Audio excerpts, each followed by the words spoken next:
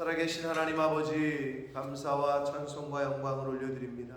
오늘도 복된 사날을 허락하시고 저희들의 생명을 연장시켜 주시고 건강 주시고 저희들의 발걸음을 하나님의 은혜의 보좌 앞으로 인도해 주시니 옮겨 주시니 하나님 감사합니다. 아멘. 아버지 하나님, 이 시간 하나님 앞에 예배드리며 말씀을 전하고 듣겠사오니 살아계신 하나님, 전하는 종의 입술을 주장하시고 아멘. 또 듣는 모든 심령의 마음과 귀를 주장하셔서 아멘. 온전히 하나님의 음성으로, 아버지의 말씀으로, 진리의 성령의 말씀으로 잘 전하고 들을 수 있도록 이 시간을 주장하여 주옵소서. 아멘. 우리의 온 마음이 오직 하나님께로 향하여 하나님 아버지의 그 말씀을 하나님 아버지의 말씀으로 전하고 들을 수 있도록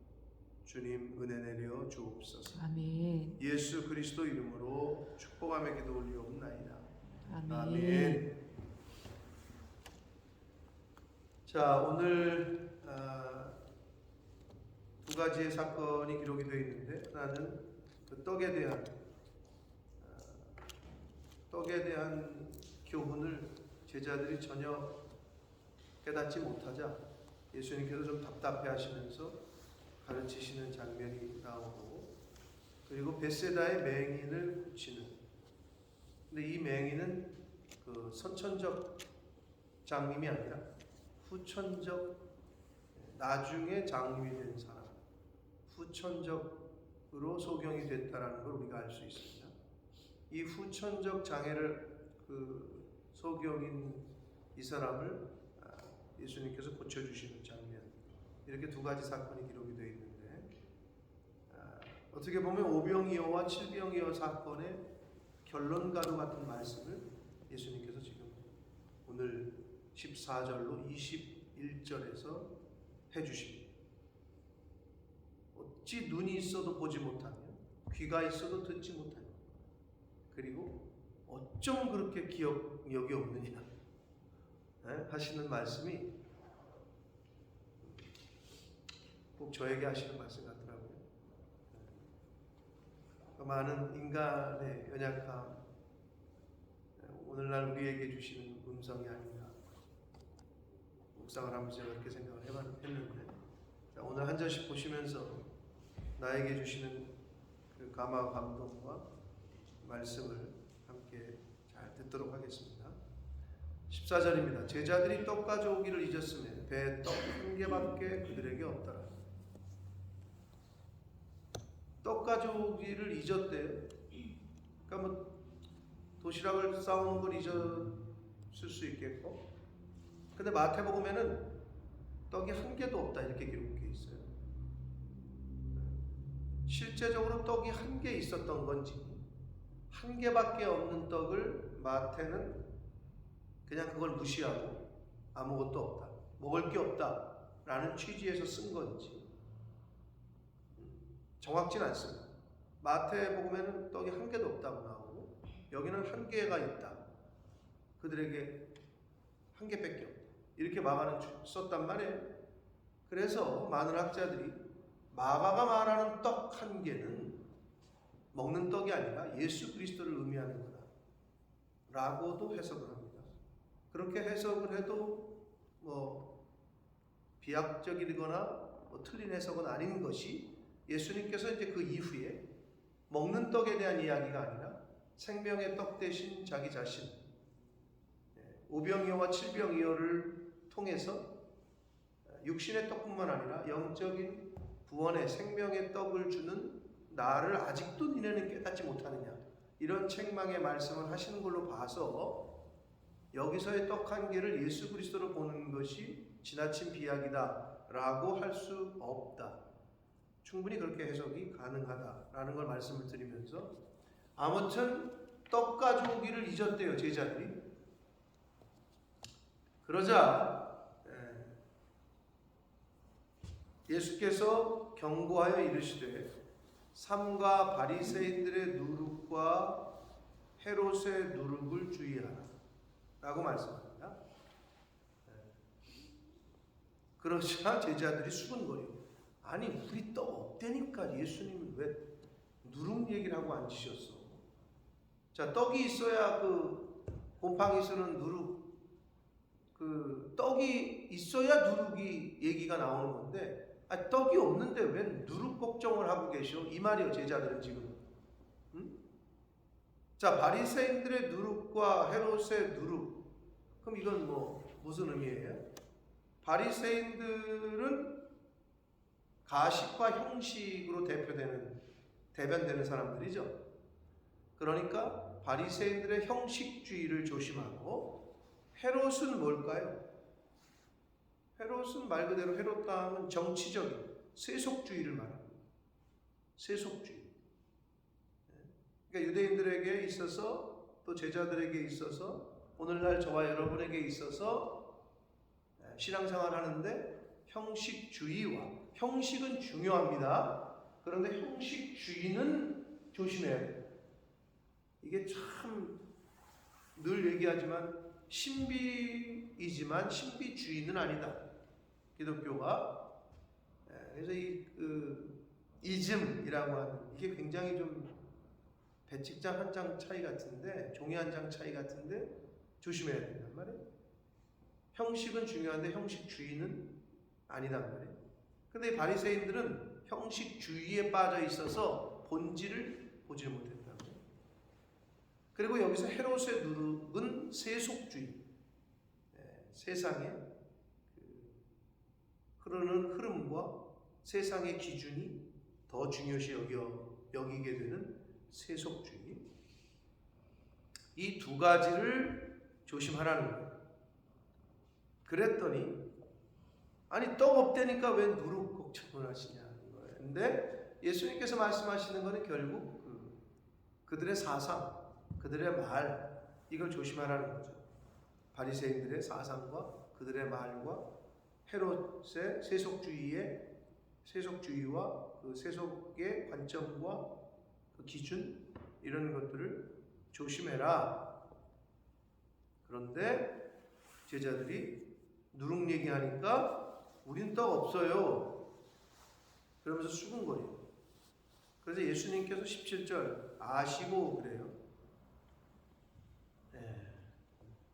왜 그들이 그렇게 얘기하는 줄 아시고 너희가 어찌 떡이 없음으로 수군거리느냐라고 이제는 직접적으로 얘기를 하십니다.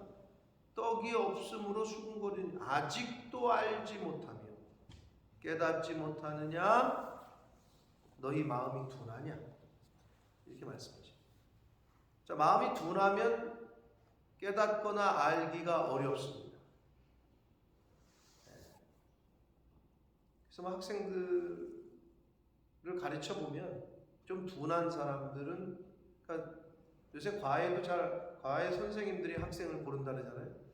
학생도 선생님을 고르지만 선생도 학생을 골라서 받는다잖아요. 왜? 너무 둔하면 자기 말 그대로 명성에, 이름에, 또 자기의 어떤 사업에 장애가 되는 거지. 기껏 가르쳤는데 저 사람이 가르친 사람은 다 떨어졌어. 저 사람이 가르친 사람은 인서울은커녕 스카이는커녕 인서울도 못해. 이렇게 소문이 나면 안 되니까 과외 선생들도 학생을 이렇게 보고 똑똑한 애를 고르지, 좀 둔하다 싶으면 아예 맞지를 않는다는 거죠. 돈을 아무리 많이 줘도. 장기적으로 볼 땐 자기한테 손해라는 거죠. 그러니까 둔하면 알아듣거나 깨닫는 게 좀 느려요. 근데 이게 세상의 공부뿐만 아니라 영적으로도 그런 분들이 있어요. 영적인 민감성이 좀 떨어지는 경우가 있다. 둔해. 그래서 잘 안 봐, 못 봐, 못 들어. 다른 사람들에 비해서. 그러면 어떻게? 깨닫거나 아는 것이 느려요. 그래서 우리가 영적인 민감성이 떨어지지 않기 위해서, 즉 영적인 감. 유집사님 요즘 테니스 치세요? 레귤러리 일주일에 한 번씩 그 정도 치세요 계속? 그러면 뭐 유지를 하고 계실 텐데 한 1년 안 쳤다 그러다가 나갔다 그럼 어떻게 돼요? 감이 죽죠. 말 그대로 감이 떨어져. 한 1년을 쉬었어. 근데 이건 모든 게 마찬가지라는 거예요. 우리 모든 것이. 음식을 하던 사람이 1년간 주방에 들어가지도 않았어. 그러면 나중에 1년 후에 들어가면은 뭘 붙어야 될지 손에 익었던 그 감이 떨어진다고. 당연한 거 아니겠어요? 어떤 건 안 그러겠어? 운전하던 사람이 뭐 어떤 일로 인해서 운전을 1년 동안 안 했어. 핸들을 잡질 않았어. 그럼 바로 그냥 운전할 수 있어요? 감이 죽어요. 아니 모든 게 그래. 운동선수도 그렇고 공부하는 학생도 그렇고. 그럼 하물며 영적인 거겠어요? 영적인 일도 감이 죽어. 기도하던 사람이 기도를 안 해요. 성경을 읽던 사람이 안 읽어. 레귤러리하게 말씀을 듣던 사람이 듣지를 않아. 그런데 무슨 감을 바래? 영적인 감이 죽을 수밖에 없는 거죠. 그러니까 그걸 유지를 하기 위해서는 레귤러리한 게 제일 좋은 거죠. 레귤러리한 게.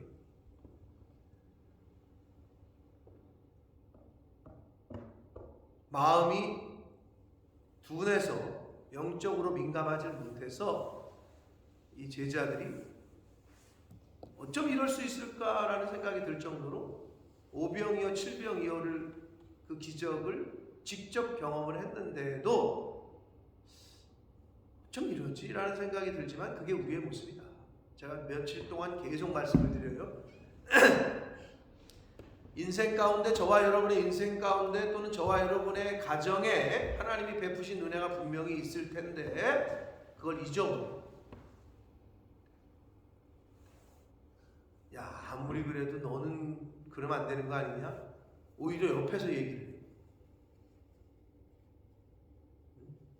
야 너 아무리 그래도 너는 그 사람한테 그러면 안 되는 거 아니야? 그 사람이 어떻게 너한테 했는데 오히려 옆에서 집사님 아무리 그래도 하나님께서 집사님 가정에 사업에 자녀들에게 베푸신 은혜가 있는데 이러시면 안 되는 거 아니냐? 정작 주변에 있는 사람은 다 기억하는데 나는 기억하지 못해. 꼭 그런 것 같아. 제자들이 예수님이 보시기 얼마나 답답했어요. 아직도 알지 못하며 아직도 깨닫지 못하며 이렇게 마음이 둔하냐? 그러시면서 이제 대놓고 내 입으로 차마 내가 말 못하겠는데 라고 하면서 말씀하시는 것 같아요. 느낌이 야 내가 떡 5개를 5,000명에게 떼어줄 때에 이거 예수님 입으로 지금 스스로 밝히시는 거죠. 조각 몇 바구니를 거두었냐 도대체. 야 내 입으로 차마 말하기 그렇지만 야 내가 지금 떡 5개 떼어줄 때 남은 게 몇 바구니야? 물으십니다. 네, 그 전에 18절을 제가 빼먹었네. 너희가 눈이 있어도 보지 못하고 귀가 있어도 듣지 못하고 기억하지 못하느냐? 라고 책망을 하시면서 이제 오병이어 이를 얘기하시면서 몇 바구니를 남겼냐? 그랬더니 12입니다. 대답을 해요. 제자들이. 또 7병이어 사건 얘기하시면서 7개를 4,000명에게 떼어줄 때에는 몇 광주리를 거뒀냐? 7광주리입니다. 7입니다. 라고 대답을 하자 예수님께서 그런데 아직도 깨닫지 못하느냐? 라고 말씀을 하시는 이 장면이 그냥 그랬어요. 예수님께서 차마 자기 입으로 자기가 행한 일을 다시 언급을 하시는 것이 언급하실 수밖에 없었던 것이 참 안타깝다. 그리고 예수님께서 야 어찌 그렇게 둔하냐? 눈이 있어도 보지 못하고 귀가 있어도 듣지 못하고 어쩜 그렇게 기억하지 못하느냐? 그 그쵸? 근데 여러분 읽으실 때도 야 제자들 너무한 거 아니야? 라는 생각이 드실 수도 있어요. 어제는 제 아내가 저걸 이제 묵상하면서 뭐 적다가 우병이어와 칠병이어 사건이 기간이 얼마나 되냐? 그걸 나한테 물어. 그리고 칠병이어가 먼저요, 우병이어가 먼저요. 아니 성경에 우병이어가 먼저 나오잖아 그랬더니 또 어제 이제 주승건 들은 건 있어가지고 아니 시간별로 기록 안 하고 주제별로 기록하는 걸 수도 있지 않냐? 그래서 내가 모른다 내가. 그러나 우병이어가 먼저 거다. 그리고 다른 성경에도 칠병이어가 먼저 나오는 곳은 없어요. 그러고 시간 차이가 얼마나 났는지 모르겠다. 그러나 맥스 3년이다. 그렇죠? 왜? 공생의 3년이니까. 좋다. 3년이 났다 치자. 그걸 잊어버릴 사건이냐 그게? 3년 안에 잊어버린 30년도 아니고 300년도 아니고 잊어버릴 사건이냐? 라고 제가 얘기를 했어요. 여러분 얼마나 답답하면 예수님께서 지금 야 니네 내가 떡 5개 떼줄 때 떡 7개 떼줄 때 몇 광들이 남겼어 지금 이러시는 거 아니에요. 지금 이 시츄에이션이 야 이게 참 너 내가 몇 달 전에 또는 뭐 얼마 전에 베푼 기억 너 아직도 기억 못해? 너 아직도 깨닫지 못해? 꼭 이러시는 것 같아요. 야 내가 너를 지금 사건 사고로부터 지킨 게 지금 몇 년인데 60년째 너 지금 내가 지키고 있어. 근데 아직도 깨닫지 못하냐? 너 내가 어젯밤에 네 자녀 새끼들, 네 가족들 집으로 무사하게 들여다보냈지. 그 저녁 같이 먹었지. 근데 너 아직도 깨닫지 못하냐? 어? 꼭 이러시는 것 같아요.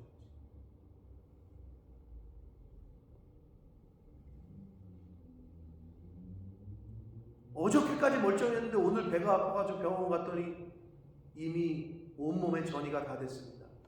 폐암 말기십니다. 이런 소리를 들어봐요. 청천벽력이죠. 근데 주변에 그런 분들이 너무 많아요. 네?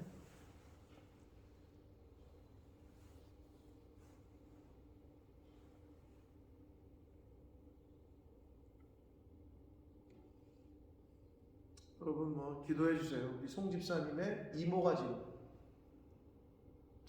엄마의 바로 밑에 동생이 너무 건강하셨대요. 근데 뭐 헛기침이 좀 나고 좀 거북스럽고 그래가지고 병원을 갔대. 코로나인가 싶어서 기침이 나니까. 근데 이미 폐에 복수가 다 차고 폐에 물이 찼다는 건 마지막 단계입니다. 그러니까 병원에서는 수술 못하고 항암도 안 하시는 게 좋대. 맥스 6개월이다. 그냥 준비하셔. 청천벽력이지. 누가? 홍 집사님 이모가. 뭐 일일이 밝히진 않았을 텐데 여러분 기도해 주세요. 그래서 뭐 당황스럽지. 온 집안이 난리가 난 거죠. 엄마도 그렇고 가장 친한 밑에 동생이었는데 홍 집사님 엄마 밑에 동생인데 어저께까지 멀쩡했다니까. 여러분 우리 속에 지금 우리도 어떨지 몰라요. 당황스럽지. 본인은 얼마나 당황스럽겠어. 어저께까지 그냥 열심히 잘 아무렇지도 않았는데 근데 이제 가야 돼 하나님 앞에. 근데 부르시면 안 갈 자가 어디 있으며 우리도 다 가. 제가 늘 말씀드리지만 기독교인들에게는 죽음의 이유는 단 한 가지요. 하나님이 부르시는 거지. 그게 교통사고라는 방법으로 하나님이 우리를 부르실지 뭐 병으로 암으로 부르실지 뭐 어떤 사고로 부르실지 그러나 우리는 하나님이 부르시는 이유밖에 없다. 죽음에는. 그래 그러신 것 같은 거야. 너 아직도 깨닫지 못해? 내가 너를 지키고 내가 너를 인도하고 내가 네 자녀들을 네 일을 하는 일에서 내가 너를 보호하고 근데 너 아직도 깨닫지 못하느냐?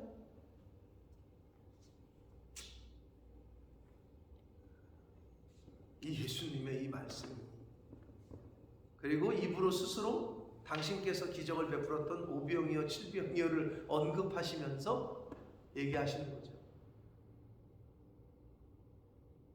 야, 차마 내 입으로 말 못했는데 내가 너한테 그렇게 했잖아. 지금 이런 느낌인 거죠. 너무 죄송스러운 거지. 부끄러워.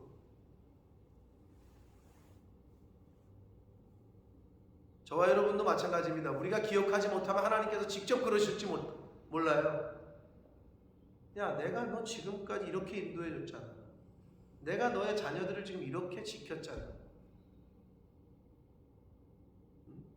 내가 뭐 인사치레 받으려고 하는 말은 아니지만 이런 뉘앙스인 거지 지금 예수님의 이 말씀.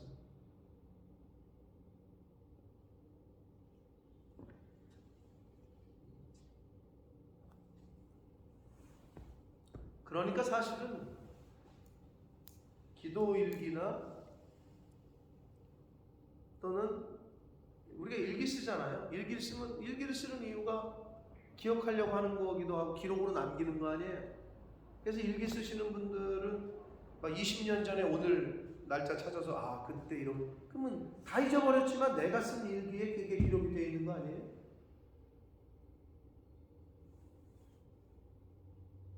이번에 한국에 갔을 때 정근두 목사님이라고 여기도 오셨었고 한 10여 년, 7, 8년 전에. 근데 이제 제가 한국 나갔을 때 시간도 짧았고 그래서 그 어르신에게는 연락을 안 했거든요. 워낙 바쁘신 분이고 고신 총회장 하셨고 고신에서 가장 큰 교회라고 할 수 있는 울산 교회에서 은퇴를 하셨고 원로로, 그리고 그랬는데 또 은퇴했는데 에스라 성경대학원 대학교라고 있어요. 거기는 신약 구약 성경 해석학만 대학원 대학교인데 석박사도 다 있는데 얼마나 다 기숙사에 들어가야 되고 거기는 헬라어, 히브리어 원전 갖고 파는데요. 그러니까 다른 과목은 있지도 않았고 조직신학, 실천신학 뭐 이런 거는 아예 취급도 안 하고 오직 성경. 좀 그런 학교야. 뭐 신학생들에게는 좀 알려져 있는 에스라 성경대학원 대학교. 근데 거기 총장으로 취임을 하셨어요. 그래서 제가 이제 뭐 여러 가지로 바쁘시기도 할 것 같아서 연락을 안 드렸는데 그 목사님이 날 찾는다고 어떤 목사님한테 연락이 온 거야. 그런데 내가 딱 한국에 있었잖아요. 내가 너무 죄송스러운 거지. 한국에 나왔는데 연락도 안 했거든. 그래서 제가 목사님 뭐 이런 상황이라 연락을 못 드렸습니다. 목사님 뭐 저를 찾으셨다고 연락처를 뭐 달라고 하셨다고 해서 연락드립니다. 했더니 언제 오라 그래가지고 갔어요. 그 에스라 성경대학원 대학교까지 가서 이제 그 관사 같은 곳에 총장실에 가서 이제 만났는데 사모님하고 막 같이 뵀는데 너무 이제 반갑기도 했는데, 그런데 이분이 왜 나를 그날 갑자기 연락을 해서 수소문해서 연락을 했느냐? 당신께서 적어놓은 이제 영성일기 또는 뭐 자기 일기지, 목회일기 뭐 이런 거. 근데 그분이 7, 8년 전이죠. 그 정도 됐을 거예요. 10년은 안 됐을 것 같고. 왜 안식월 때 웨일즈에 오셔가지고 한두 달 있으면서 글을 쓰셨다. 웨일즈에서 쉬고 계셨어. 본머스에도 오셨었고 저도 웨일즈로 찾아도 뵀었고 이제 그때 그랬어요. 근데 그때 울산교회에서 저를 좀 후원을 했었어요. 여기 사역을 제가 이제 가서 막 울산까지 갔었었고, 그래서 이제 사역을 설명하고 뭐 이러면서 후원을 했었었어. 근데 아무래도 뭐 개인 목사님하고만 알지 당회원 2년 하셨고 끊게 됐어. 2년 만에 이제 후원이 중단되게 됐어. 이제 목사님도 은퇴를 하고. 그러니까 목사님이 이제 어떻게 보면은 힘을 쓰셔서 저를 후원해 줬던 건데 이제 그거를 중단되게 되자 그분이 거기서 웨일즈에서 이제 저도 불러서 그 설명을 듣고 아닙니다. 지금까지도 감사했습니다. 뭐 이랬던 기억이 있는데 웨일즈에서 그 글을 쓰신 거예요. 그날 아침에. 하나님 뭐 이제 여러 가지 이제 하루에 일과를 쓰다가 이번에 어쩔 수 없이 양 목사에게 후원하던 걸 중단하게 됐는데 너무 마음이 아픕니다. 하나님 다시 속히 뭐 할 수 있게 도와주십시오. 뭐 이런 글을 쓰셨대. 그랬는데 저를 수소문한 그날이 7년 전 오늘 뭐 이게 이제 글이 뜬 거지. 페이스북 같은 데 보면 뭐 그런 거 뜬다면서요. 7년 전 오늘 뭐 사진도 뜨고 뭐 이런다면서요. 근데 이제 이분이 그걸 읽은 거야. 읽으면서 자기가 7년 전에 썼던 그 글을 읽으면서 내 생각이 난 거지.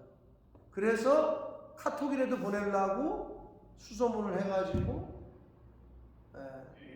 카톡이 온 거지. 근데 난 너무 죄송스러운 거지. 내가 한국에 나와 있는데 영국에 있으면 목사님 뭐 잘 지내십니까 이럴 텐데 차마 내가 거짓말을 못하겠고 목사님 이렇게 되지 이렇게 왔는데 연락을 미리 못 드렸습니다. 그랬는데 오라 그래가지고 사모님이 또 점심을 또 양식을 잘하셨니 은퇴하신 사모님 양고기를 또 해가지고 하여튼 영국식으로 그래서 식사를 대접하시는데 너무 감사하고 제가 몸둘 바를 몰랐는데 왜 갑자기 그러셨나 했더니 당신이 썼던 그 글을 보고 생각이 나셨던 거예요. 여러분 하나님이 베푸신 은혜가 여러분 다 기억이 나세요? 잘 기억 안 나죠? 뭐 사람이 베푼 은혜도 기억이 안 나는데 근데 결국 일기를 쓰잖아? 기록을 하잖아? 오늘 이런 일이 있었는데 너무 참 감사하다 뭐 이렇게 써놓잖아요? 그러면 그걸 한 10년 뒤에 보잖아요? 5년 뒤에 보잖아요? 또는 자녀들이 보잖아요? 결국 그게 기록이지. 전 세계에서 세계 기록 문화유산으로 기록으로 유명한 나라가 대한민국입니다. 제가 몇 번 말씀드렸는데 이건 검증이 된 거예요. 전 세계에서. 조선왕조실록 왕들의 일거수일투족 심지어 뭐까지 기록했다고? 왕께서 뭐 자시에 기침을 하시고 몇 시에 매화를 왕에 싸는 똥을 몇 시에 쌌는지 그 똥 색깔은 어떤지 이것까지 다 기록이 돼 있대요.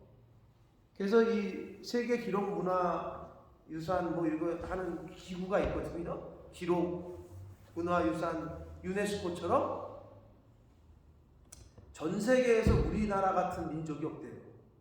그렇게 기록을 잘하는 민족이.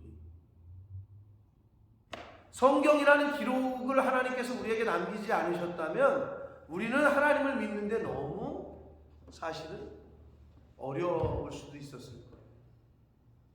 기록이 그만큼 중요한 거예요. 기록이라는 하나님의 은혜를 기억하지 못해? 기록해 놓으시라. 그래서 이 기록하는 습관은 너무 좋은 거예요. 제 아내는 그게 좀 잘 돼 있는데 저는 그 성경에 기록을 하시면은 여러분 뭐 일기를 쓰시는 분들이 있는지 모르겠어요. 근데 제가 정 목사님을 보면서 이 어르신은 좀 다르긴 다르구나. 그걸 매일 쓰셔 수필처럼 하루에 있었던 일과를. 그러면서 계속 저장해 놓는 거죠. 저와 여러분도 마찬가지예요. 기억을 못해 우리가.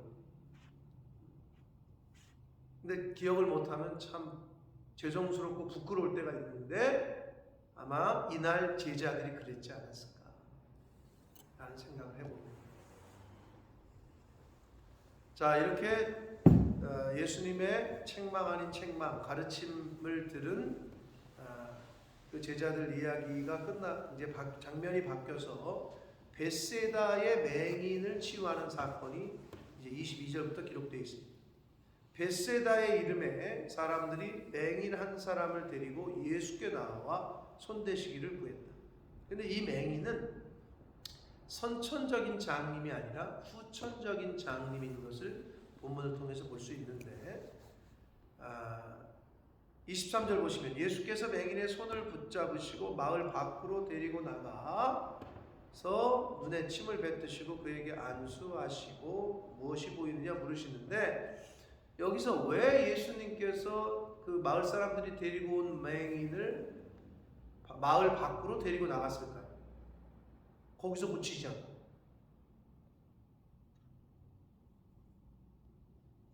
굳이 왜 마을 밖으로 데리고 나갔을까요? 뭐 짐작하시듯이 이 맹인은 나병처럼 격리를 시켜야 되는 건 아니었어요. 근데 왜 굳이 마을 밖으로 데리고 사람들 없는 곳으로 나갔겠느냐? 괜한 구설수에 오르는 것이 쓸 수 있고, 왜? 지금 치료하는 방법 자체가 침을 뱉으시고 막 이러면 저거 뭐야? 저 사람 지금 뭐 하는 거야? 그 방법론에 있어서 괜한 구설수, 그리고 예수님의 방식을, 예수님의 치유의 모습을 이해하지 못하는, 가끔 여러분도 그런 게 있죠. 아니 목사님이 이걸 왜 이렇게 하셨지? 왜? 내 생각하고는 다르니까. 근데 여기 보세요. 예수님께서 눈에 침을 뱉어. 어이씨, 날 고쳐달랬더니 나에게 침을 뱉어. 이 미친 사람이 주변에서도 그럴 수 있잖아. 그 방식 자체를 놓고. 그러니까 괜하게 사람들의 그 말이 뭐 이상하게 소문나는 거를 일단 막으시고, 또 당신의 치유 사역에 집중하기 위해서, 그리고 아직은 알려지는 것이 또 괜한 오해를 사는 것을 방지하시기 위해서 마을 밖으로 데리고 나가셔서 고치시는데, 눈에 침을 뱉으시며 그에게 안수하시고 무엇이 보이느냐 물으셨다. 그랬더니 24절 쳐다보며 이르되 사람들이 보입니다. 나무 같은 것들이 걸어가는 것을 보나이다 라고 말을 해요. 선천적인 장애인이라면 나무를 봤을까요? 못 봤겠죠. 태어날 때부터 장님인데 뭘 봐, 보기는. 아무 이미지가 없는 거죠. 근데 이 사람은 후천적 장애인이야. 사람이 보이고 나무 같은 것들이 이제 흐릿하게 보이는 거예요. 응? 흐릿하게. 근데 여기서 중요한 건 뭐냐? 23절에 눈에 침을 뱉으시고, 그리고 25절에 그 눈에 다시 안수하시고, 똑같은 한국말로는 눈인데요, 원문은 달라요. 단어가 달라. 그럼 뭐냐? 첫 번째 눈에 침을 뱉으시며의 눈은 눈꺼풀이에요. 이 눈꺼풀. 그거를 뜻하는 단어고, 두 번째 25절에 나오는 두 번째 안수하셨을 때의 그 눈은, 이거 단어 자체가 달라요. 원어는 한국말로는 둘 다 눈인데, 첫 번째 거는 눈꺼풀, 두 번째 거는 이 수정체, 이 진짜 눈, 이 안구를 말하는 거예요. 그러니까 예수님께서는 두 번 안수를 하셨죠. 그러자 그가 주목하여 보더니, 주목하다, 꿰뚫어 보다, 응시하다, 간파하다 뭐 이런 건데, 그 두 번째 안수를 받은 그 장님이 이게 꿰뚫어 보는 거죠. 이렇게 좀 한동안 이렇게 응시를 하는 거예요. 한 곳을. 그러더니 나아서 모든 것을 밝히 보았다라고 성경은 말합니다. 첫 번째 안수는 눈꺼풀에 한 거고, 두 번째 안수는 말 그대로 우리가 이 말하는 안구, 수정체에 한 것이다. 그러니까 안수는 두 번 하셨는데, 첫 번째 침을 뱉은 거는 눈꺼풀에 뱉은 거고, 안수는 눈에다가 한 건데, 그런 똑같은 눈이지만 차이가 있다라는 걸 말씀을 드리고, 이런 치유의 방식에 대해서 논란의 여지가 있을 수 있죠. 사람들이 보면. 그래서 아예 그것을 차단하시기 위해서 마을 밖으로 사람들에게서 떠내켜서 이제 치유를 해주셨다. 그러시면서 26절 예수께서 그 사람을 집으로 보내시며 이르시되 마을에는 들어가지 말라 하셨다. 아직은 메시아로서의 그 정체성을 아직 완전히 오픈해서, 사람들은 이런저런 얘기들을 하지만 아직은 완전히 오픈해서는 안 되는 상황이기 때문에 그렇게 들어가지 말라라고 일단은 말씀을 하셨습니다. 자, 그런데 오늘 이 두 가지 사건은 연관성이 없는 것 같지만 연관성이 있다. 7병이요, 5병이요, 7병이요를 그 기적을 경험했던 그들에게 예수님께서 책망을 뭐라고 하셨어요? 너희는 어쩜 그렇게 눈이 있어도 보지 못하고 귀가 있어도 듣지 못하고 어쩜 그렇게 기억하지 못하는가. 자, 그런데 바로 그 뒤에 맹인을 눈을 뜨게 하시는 역사를 예수님께서 하셨죠. 자, 결국 뭐냐? 아무리 기적과 은혜를 체험을 해도 직접 봤어, 직접 들었어. 그런데 보지를 못해. 봐야 할 걸 못 봐. 들어야 할 걸 못 들어. 그런데 장님을 눈뜨게 했어, 예수님이. 결국 육신의 장님도 눈뜨게 하시는 분이 예수님이지만 영적인 장님들도 눈을 뜨게 하실 수 있는 분은 예수님이시라는 것을 말씀해 주시고 있는 본문입니다. 사랑하는 성도 여러분, 여기 장님 없잖아요. 근데 죄송하지만 이 눈은 세상에 있는 것들밖에 볼 수밖에 없어요. 의자가 있네, 뭐 드럼이 있네, 건물이 있네. 답답하죠? 근데 만약에 눈을 감아보세요. 답답해, 안 보이면. 까맣고. 근데 죄송하지만 영적으로도 눈이 안 떼어지고 귀가 귀머거리는 답답해. 영어 처음 배우러 갔을 때 기억나세요? 영어 클래스 들어가면 어떻게 해요? 막 신나? 뭘 신나? 안 들리고 답답하고 짜증나지. 안 들리니까 답답하지. 뭔 소리라는 거예요, 저게 지금? 왜 웃는 거예요? 어느 타이밍에 웃는 타이밍이요? 답답하죠? 죄송하지만 교회에 들어오면 답답한 사람이 있어요. 교회에 들어오면 답답해가지고 여기 앉아서 그냥 1시간 있으면 될 것 같은데 그 자체를 못 견디는 사람들이 있어요. 세상 사람들이 그래요.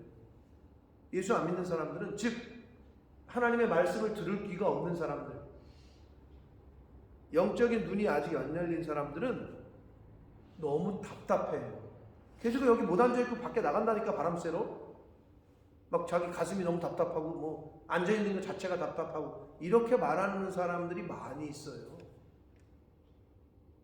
그런데 자기 오늘 교회 처음 왔는데 그런 게 없고 그래도 뭐 이렇게 평안하고 마음이 좀 그랬다. 그건 은혜가 있는 그런 사람. 근데 그렇지 않은 사람은 대부분은 그런 청년들, 그런 어른들 많이 봤는데 저는, 여러분은 뭐 못 봤는지 모르겠어요. 못 앉아있고 나간다니까요. 뭐 그냥 들으면 안 돼, 그까짓 거 뭐. 근데 못 들어. 답답해. 사랑하는 성도 여러분, 영의 귀가 열렸습니까? 영적인 눈이 열리셨습니까? 하나님이 열어주셔야 돼요. 예수 그리스도께서 육신의 장님의 눈을 뜨게 한 것처럼 성령께서 우리의 영의 눈과 귀를 열어주시지 않으면 답답한 신앙생활을 할 수밖에 없습니다. 뭔가 꽉 막힌 것 같고 답답하고, 뭐 교회 나가면 시원하다는데, 은혜 받았다는데 저 사람은 맨날 울고 막 저러는데 나는 이렇게 답답하지. 억지로 안 돼. 그럼 어떻게 해야 돼? 내 눈을, 내 귀를 열어달라고 성령께서 오셔서, 성령께서 친히 안수해 주셔서 아나니아에게 안수받았더니 사울에게 눈꺼풀에 씻겼던 비늘이 벗겨지는 것 같은 그런 은혜를 받지 않으면 눈이 있어도 보지 못하고 귀가 있어도 듣지 못하는 답답한 신앙생활을 할 수밖에 없어요. 바라기는 아주 클리어하고, 그리고 마음에 기쁨이 넘치고 찬양과 기도와 말씀과 예배하는 그 자리에 내 마음에서 생수의 강물이 흘러가게 되는 그러한 신앙생활을 하시는 저와 여러분 되시기를 축복합니다. 아멘. 여러분 답답하십니까? 성령의 은혜를 구하시고 예수 그리스도의 안수하심을 구하십시오. 그래야 짧은 인생 신앙생활 하는데 기쁨이 있고 답답하지 않은, 속 후련한 시원한 신앙생활을 하실 수 있습니다. 육적인 장님이건 영적인 장님이건 예수님께서 많이 고치실 수 있다. 그러한 성령의 은혜가, 성령의 안수하심이 오늘 하루 저와 여러분에게 함께 하시길 예수 그리스도 이름으로 축복합니다. 아멘. 살아계신 하나님 아버지, 감사와 찬송과 영광을 올려드립니다. 하나님의 은혜로 오늘도 새날을 맞이했습니다. 하나님의 은혜로 오늘도 아버지 집에, 주님의 몸된 이 성전에 은혜의 보좌 앞에 나올 수 있었습니다. 아버지, 이것이 얼마나 큰 은혜인지 이것이 마음으로 느껴지게 하시고 마음 중심에서 감사가 넘치게 해주시고, 하나님이 생명 주시고 새날 주시고 건강 주셔야 이 순간 이 자리에 있을 수 있음을 늘 깨닫고 알고 감사하는 제가 되게 해주시고 이 자리에 있는 하나님의 자녀들이 되게 해 주옵소서. 아멘. 눈이 있어도 보지 못하고 귀가 있어도 듣지 못하는 얼마나 답답할까.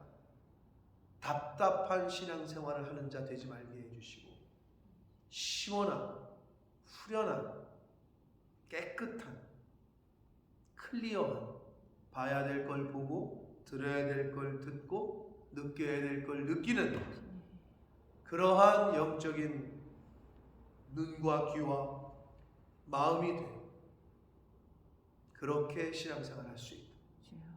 주님 은혜 내려 주옵소서. 아멘. 예수 그리스도 이름으로 축복하며 기도 올려옵나이다. 아멘.